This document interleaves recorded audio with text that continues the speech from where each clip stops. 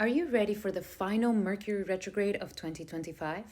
Hi, I'm Vinodini Dasi, your Vedic astrologer. Follow up for more. The final Mercury retrograde of 2025 will be happening from November 10th all the way until November 27th. As we can see in the sky, Mercury will be retrograding in the constellation of Scorpio. Mercury has been going retrograde all 2025 in all the water signs. This one is the last one in the sign of Scorpio, which is going to help us to transform into ourselves for 2026. Scorpio is a sign of lots of intensity, of psychological transformation, and of being able to rise like a phoenix from the ashes. Scorpio always gives an intense energy. So we could be feeling some very, very intense situations happening in our lives right now that are forcing a transformation in our lives. But if we see this as mercy, then we can see that we're preparing ourselves for immense blessings in 2026. Mercury is also conjunct Mars.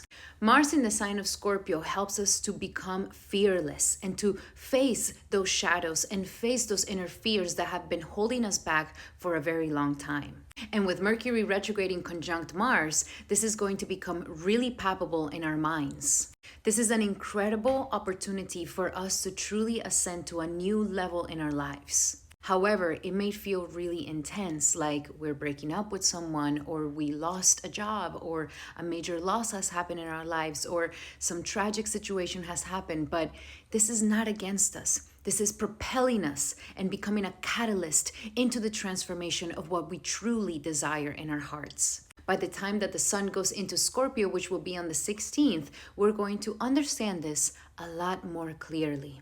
Mercury will also retrograde all the way into the sign of Libra. At this time, we're finalizing any last transformations that we must do in our relationships with ourselves and with others, and to bring balance and harmony to our commitments with ourselves and others. To truly feel joy, to truly feel happiness, and to truly feel that love that can lead us into more deep intimacy.